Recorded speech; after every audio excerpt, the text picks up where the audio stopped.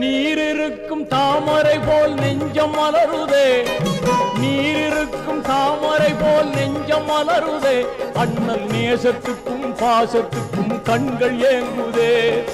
யார் இதனை அங்கு வந்து எடுத்து சொல்வது, யார் இதனை அங்கு வந்து எடுத்து சொல்வது, உங்கள் அழைப்பிற்காக எனது மனம் ஏங்கி துடிக்குது, அழைப்புக்காக எனது மனம் ஏங்கி துடிக்குது.